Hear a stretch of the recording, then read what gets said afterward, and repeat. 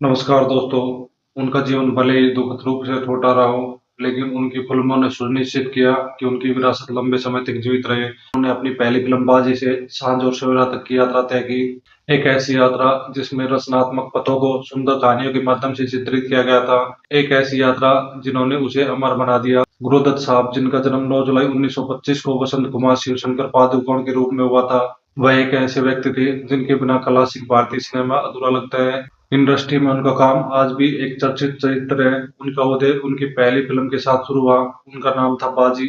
एक ऐसी फिल्म जिसने बॉलीवुड में एक नए दौर की शुरुआत की। उनके जीवन के एक बिंदु पर उनकी फिल्मों ने उस दर्द को दिखाना शुरू कर दिया जिससे वह आमतौर पर जूझते थे। दत्त साहब का जीवन हमेशा गहरे दुखों में डूबा हुआ माना जाता था और जो उनकी कला में दिखता था यह एक समस्या थी। फिर भी दत्त साहब का उनको एक शानदार तरीके से पेश करने का तरीका था। उनका जन्म कर्नाटक राज्य में हुआ था। उनके पिता एक हेडमास्टर और बैंकर थे। उनकी मां पढ़ाती थी। वे एक चित्रपुर सारस्वत ब्राह्मण परिवारों में से एक थे। बाद में उनके परिवार ने स्थानांतरण कर लिया, जिसके कारण दत्त ने अपने अधिकांश जीवन भवानीपुर कोलकाता में बिताया। इसने उन्हें बंगाली में निपुण बना दिया था। 1950 में बचपन में एक दुर्घटना के कारण वे अपना नाम बदलने की प्रक्रिया से गुजरे और उनका मानना था कि उनका नाम गुरुदत्त हमेशा के लिए शुभ रहेगा।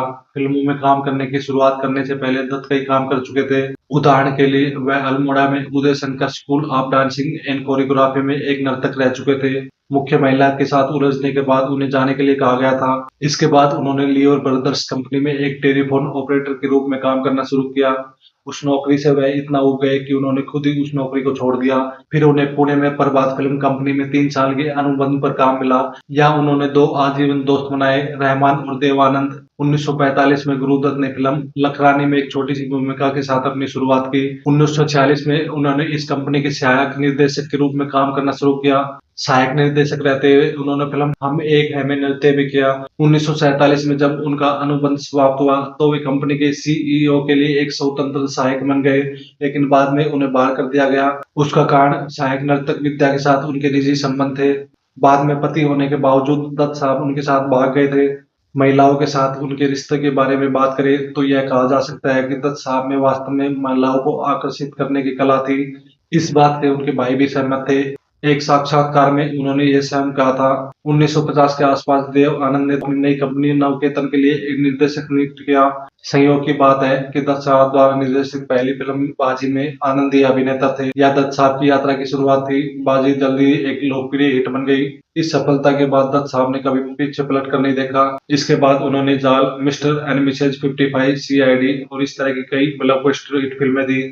हालांकि 1957 में प्यासा की रिलीज से उन्होंने एक ऐसी शैली पर काम करना शुरू कर दिया जो उनके द्वारा पहले दी गई व्यावसायिक हिट से अलग थी।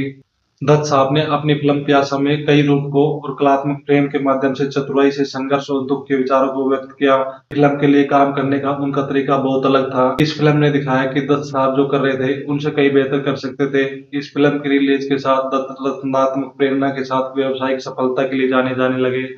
वह अपनी फिल्मों में 100 मिलीमीटर लेंस के लिए क्लोजअप शॉट्स के लिए जाने जाते थे, जिसका नाम भी बाद में गुरुदत्त शॉट ही पड़ गया। ये शॉट इतने खूबसूरत और नायाब थे कि इसके बाद लगभग सभी निर्देशक अपनी फिल्मों में इसे दोहराने लगे।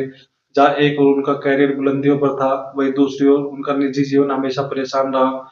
दत्त साहब का वैवाहिक जीवन पूरी तरह से अस्त व्यस्त हो चुका था, क्योंकि उन्हें हमेशा एक ऐसे व्यक्ति के रूप में देखा जाता था जिसका नाम अक्सर अलग अलग महिलाओं के साथ जुड़ता रहता था। वहीदा रहमान के साथ अफेयर के बाद उनकी पत्नी बहुत ज्यादा असुरक्षित महसूस करने लगी।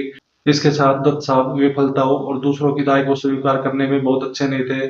उनकी फिल्म कागज के फूल बड़े समय तक विफल रही और इस फिल्म की विफलता से उन्हें उभरने में बहुत समय लगा। दत्त साहब को जीवन के प्रति भौतिकवादी दृष्टिकोण से गणना थी और वो दर्शकों को कुछ ऐसा दिखाना चाहते थे जिससे बहुत से लोग जुड़ सके।